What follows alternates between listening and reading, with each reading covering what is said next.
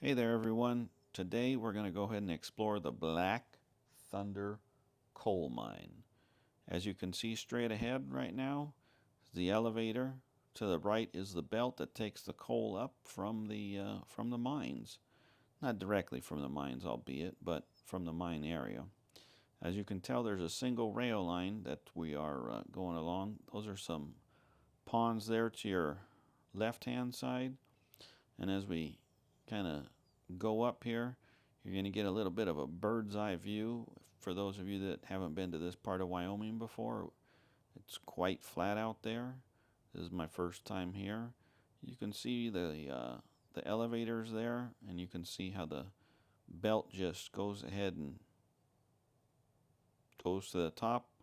And unfortunately, on this day, we didn't have a coal train underneath us. Otherwise, I would be able to show you the coal train being loaded somewhat. Um, we're going to take a little turn around the corner here, and then after this, we'll kind of head down the belt and take a look at things, and we'll get a little closer to the mine.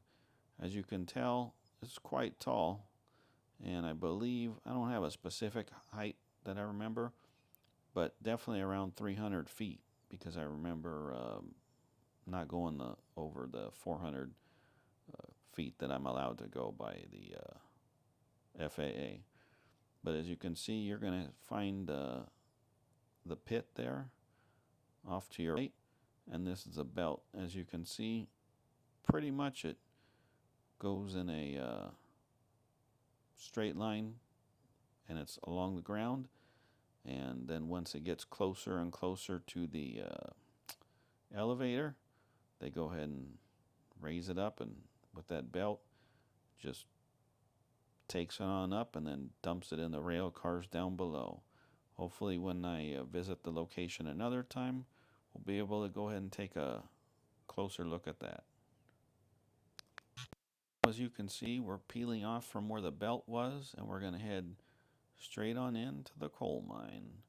We're not going to go deep down in the coal mine.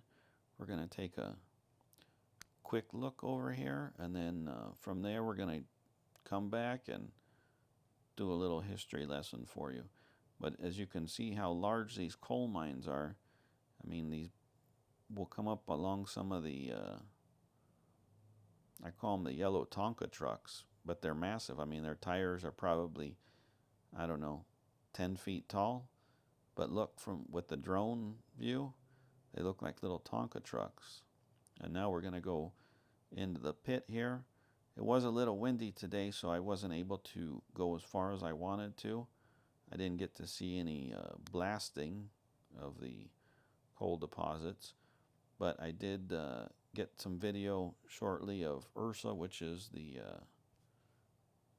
crane. Well, I call it a crane straight ahead. It's not a crane. I just call it one.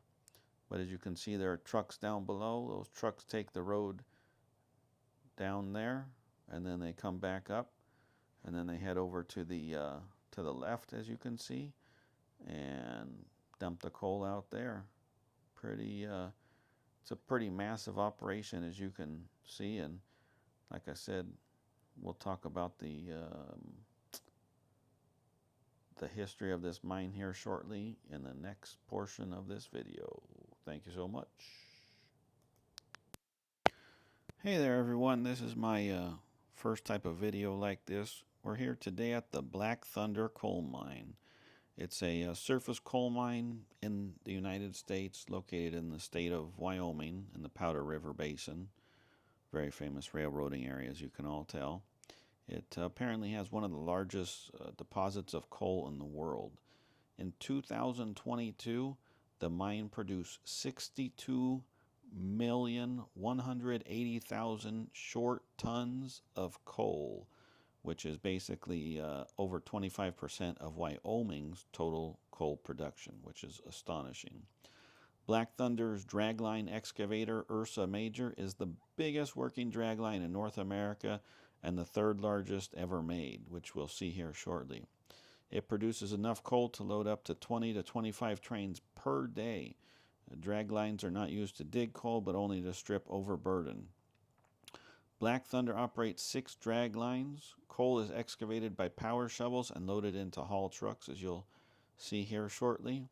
In 1974, exploration geologist Louis R. Ladwig drilled exploratory holes on the Jacob sheep ranch, and he was working for ARCO. He discovered coal reserves of the basin. In 2009, the America's Power Factuality Tour stopped at the Black Thunder coal mine to report on its role in generating electricity in the United States.